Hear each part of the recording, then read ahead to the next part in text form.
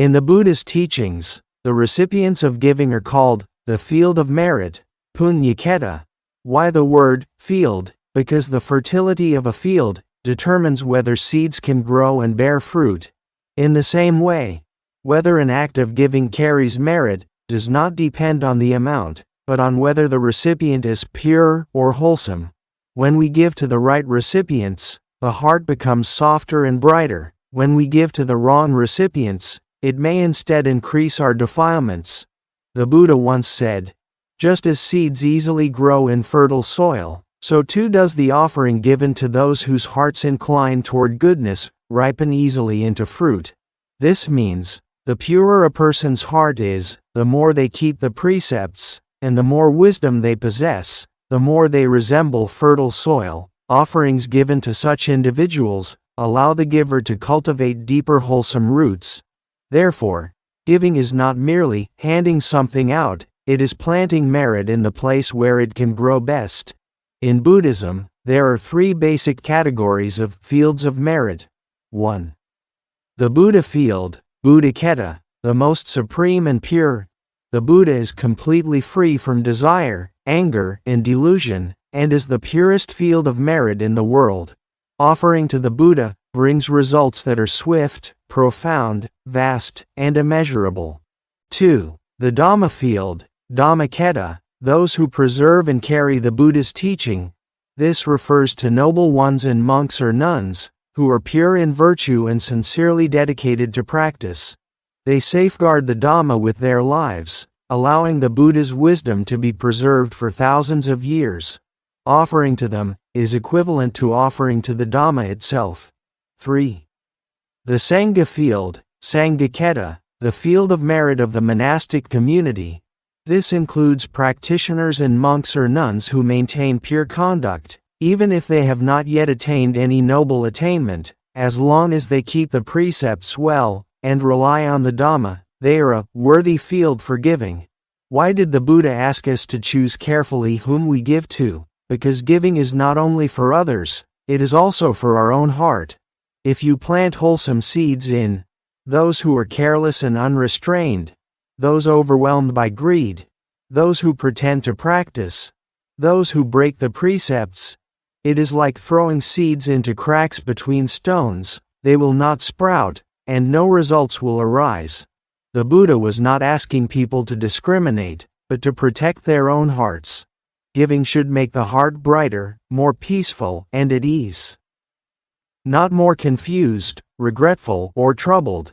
The Buddha said, Sīlavanto ai lokasmiṃ, puññakkhettam anuttaraṃ. Those who keep the precepts are the supreme field of merit in the world. Anguttara Nikāya. For when a person upholds the precepts, not killing, not stealing, not engaging in sexual misconduct, not lying, and not taking intoxicants, their life naturally radiates a power of purity. Giving to the pure is like planting a tree beside a clear spring. It is certain to grow strong and flourishing. A field of merit is not determined by status or appearance. It comes from the heart of a person. The purer, kinder, and more selfless a person's heart is, the more they become a worthy recipient of giving. When generosity is directed toward such a person, the giver's own heart is uplifted as well.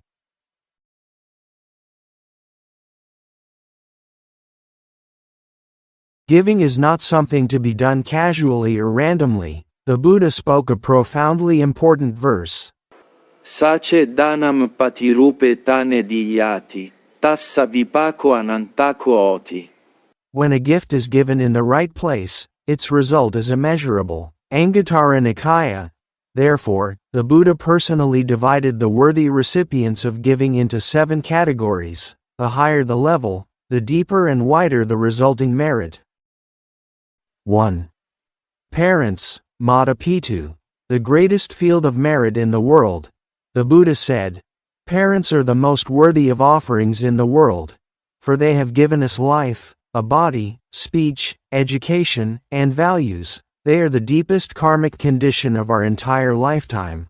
Offering a cup of water, a meal, a helping hand, or a moment of care to one's parents surpasses 10 or even 100 offerings made elsewhere." 2. Those facing hardship, dukkhitta, giving strength to those in need. The Buddha said, "One who removes the suffering of others gains great merit." Generosity is not about whether someone deserves it or not, as long as the person needs help now, as long as they are experiencing pain, hunger, loneliness, or difficulty, helping them is an act of giving. This is the form of giving closest to compassion. 3. Travelers and strangers, adhika, giving them a safer, kinder world. In the Buddha's time, there were very few inns, no road lights, and clean water was hard to find. Travelers often faced danger and exhaustion. Offering to travelers and strangers is like leaving a warm, safe place in the world. The Buddha described travelers as those who were in need of help and unable to repay it. The heart behind this kind of giving is exceptionally pure. 4. The sick, galana, the group the Buddha emphasized most. The Buddha personally cared for ill monks, and said, "One who wishes to make an offering to me should care for the sick."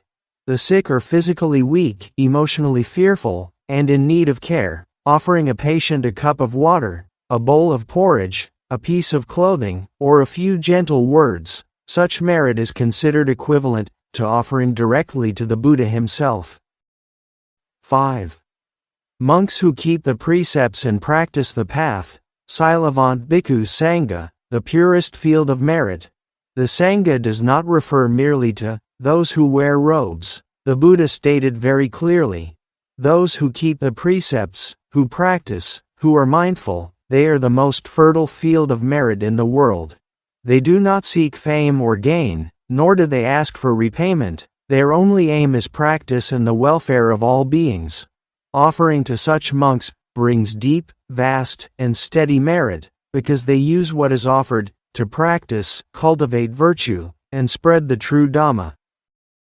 6. Arahants, the pure ones free from defilements.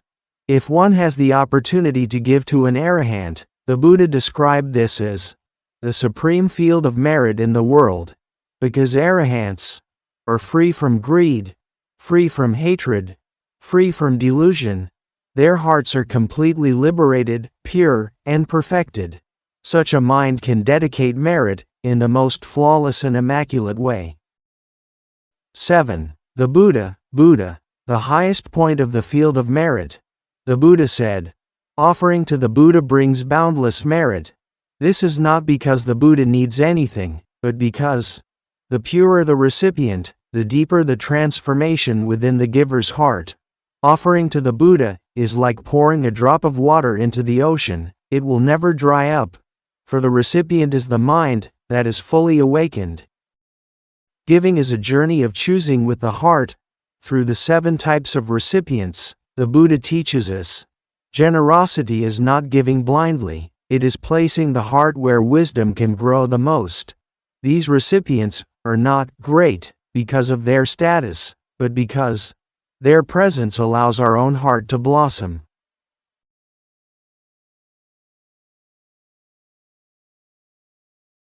The Buddha said, Cittam parisuddham, phalam parisuddham. Cittam samkilitam, phalam samkilitam. When the mind is pure, the result is pure. When the mind is defiled, the result is defiled. The state of the mind at the moment of giving determines the power of the giving. Thus, the Buddha divided acts of generosity into the 5 types of pure giving, Dāna, the 4 faulty motives for giving, Dāna. The 5 types of pure giving, Dāna. 1. Timely giving, Dāna, giving at the right moment. Giving to someone at the very moment they truly need help, not for a checklist of good deeds, but from genuinely seeing another person's suffering. Examples: providing aid during natural disasters, offering medicine urgently needed by the sick, giving a meal to someone who is hungry, speaking a word of comfort to someone who feels alone.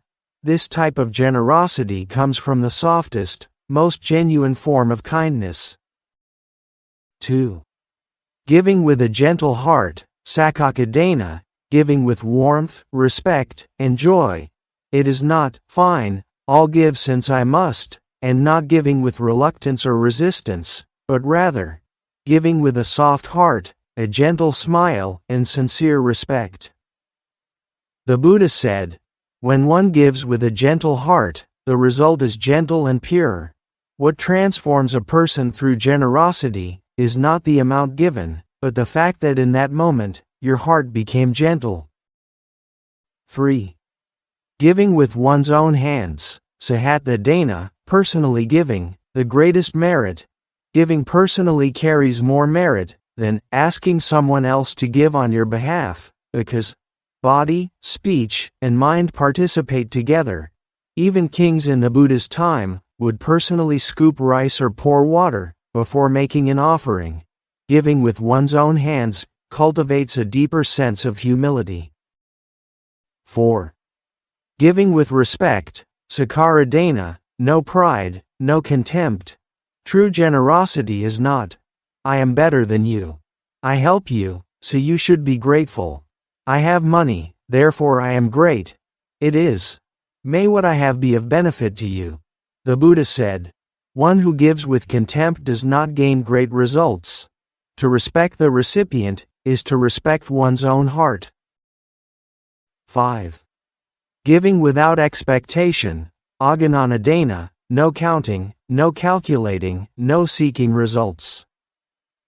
The form of generosity most praised by the Buddha is, give and let go. Expect no return, no fame, no merit, no praise.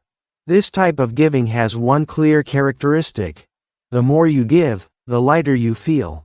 Because the attachment to, I am the one who is giving, has already been released.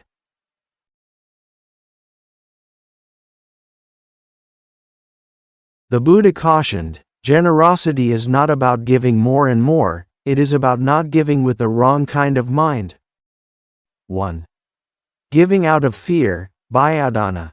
For example, giving because one fears bad luck, giving because one fears karmic punishment, giving because one fears sickness or financial loss. This kind of giving does not come from compassion, it comes from fear. The Buddha said, its result is as light as dust blown in the wind. 2. Giving out of shame, Dāna. Giving because one fears being looked down upon. For example, everyone else is giving. I don't dare not give. If I give too little, I'll lose face. I'm afraid people will say I'm not generous. This kind of giving is for saving face, not for doing good. 3. Giving with a regretful heart, Dāna. After giving, the mind feels pain. I shouldn't have given so much. Was I too impulsive? If only I had kept a bit for myself. The Buddha said, regret covers goodness like a dark cloud blocking the light. 4. Transactional giving, Maggadana. Giving in exchange for benefits or favors.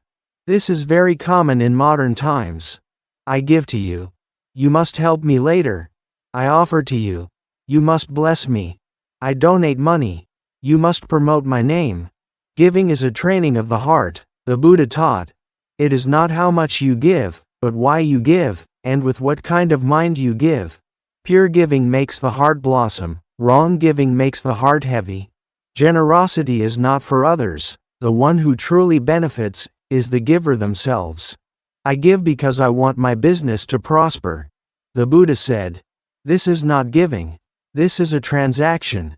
This type of giving does produce results, but the results are not deep, not pure, and not lasting.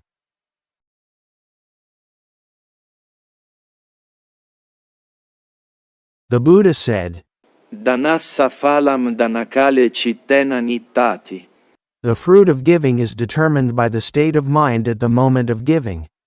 To help viewers understand this more easily, we use 5 stories to illustrate the 5 types of giving, in a way that is simple yet profound.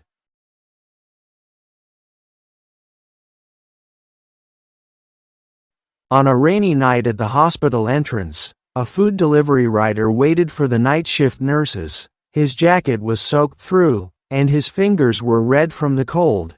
A 70-year-old grandmother walked over with a bowl of hot porridge and gently placed it in his hands. "Child, eat it while it's hot." The delivery rider was stunned. "Auntie, this is for you to eat, isn't it?" She shook her head. "You need it more than I do right now." In that moment, even the sound of the rain seemed to pause, to be seen, to be supported at the very moment one needs it most. This is timely giving. GenerosyDana.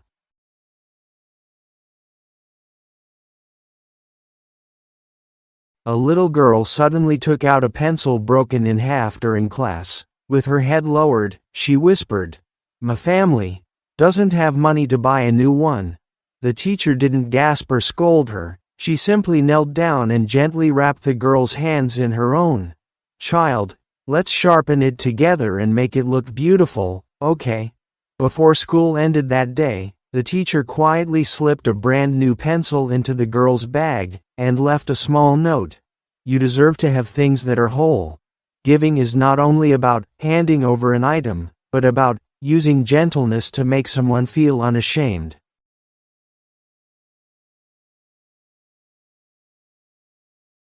Every day, a group of elderly scavengers came to a certain restaurant to collect leftover food. The owner never turned them away.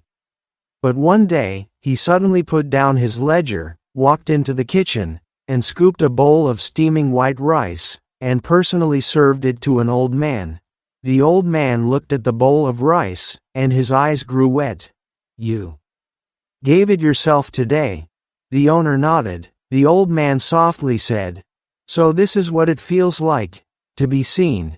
Giving with one's own hands is not about doing it for others to witness, but about a heart that is truly willing to draw close to someone else's suffering.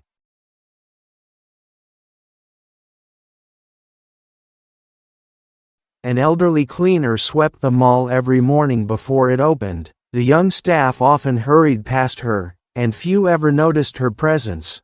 One day, a newly hired young woman walked by, suddenly stopped, and bowed deeply to the cleaner. "Thank you, Auntie, for keeping this place so clean." The cleaner's eyes lit up. She said, "I've worked here for over 10 years, and this is the first time someone has thanked me." Giving with respect restores a person's dignity, and it softens the heart of the one who gives.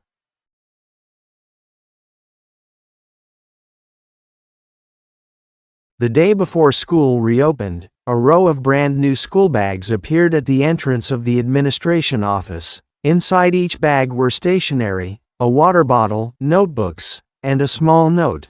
"For children who need this."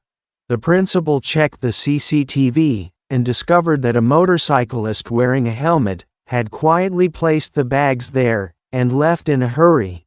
No name, no message, no trace of identity. Later, they found out, when he was young, he was often mocked by classmates because he couldn't afford a school bag.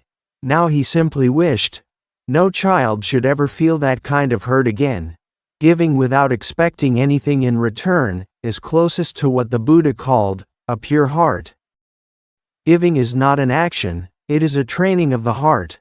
These 5 ways of giving lead a person from giving things to giving gentleness, giving respect, giving understanding, giving presence. The Buddha said, "One who is able to give will never have a poor heart."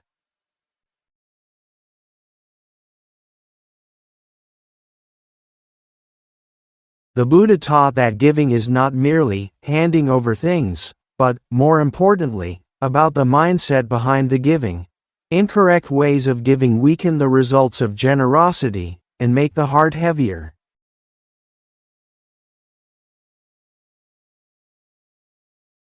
In a rural village, there was a businessman named Mr. Lee, who donated large offerings to the temple every year. Everyone thought he was very devout, until one day, after getting drunk, he revealed the truth.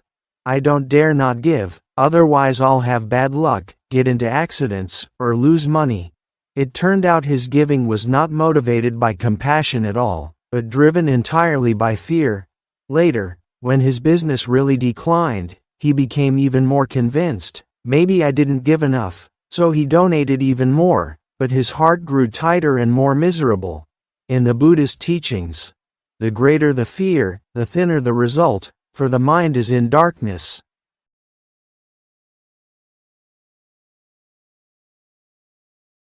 During a company charity drive, a young employee, Alway, had only 20 ringgit in his wallet. He wanted to donate 10, but when he saw others writing 100, 200, his face turned red instantly.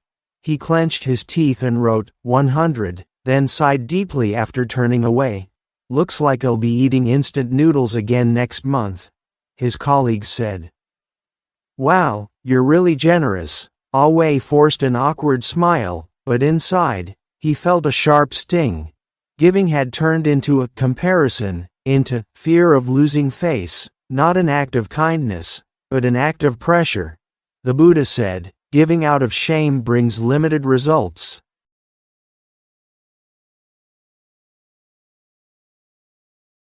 Auntie Xiao Mei saw a young novice monk on alms round, and suddenly felt a surge of joy. She placed the only 50 ringgit in her wallet into his bowl. But when she got home, she suddenly remembered. "Oh no. I needed that money to buy medicine tonight." She sat on her chair, full of regret. "Why did I give so much? I must not be so impulsive next time." In that moment, her giving was no longer wholesome, it had turned into suffering. The Buddha said, "A mind of regret destroys merit, like bright moonlight covered by dark clouds." When what you give causes your heart to suffer, it is no longer generosity, it is merely exchanging one kind of inner burden for another.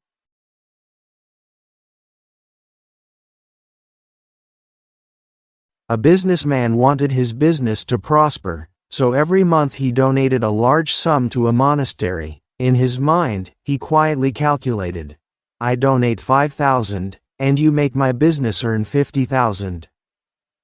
One day he went to the abbot and said, "Bhante, I have offered for 3 months already. Why is my business still bad? Did you monks not dedicate merit properly for me?" The abbot smiled gently. "What you offered was money, but not a wholesome heart." The businessman was stunned. Only then did he realize, he had been treating giving as an investment all along. There was no compassion, only expectation of return. The Buddha said, "One who gives with a motive for gain produces an impure result." The value of giving does not lie in the amount, but in the state of the heart at that moment. Giving out of fear makes the heart tighter. Giving out of shame makes the heart heavier. Giving with regret makes the heart hurt. Giving as a transaction makes the heart harden. The Buddha taught a kind of giving that makes the heart softer, lighter, and freer.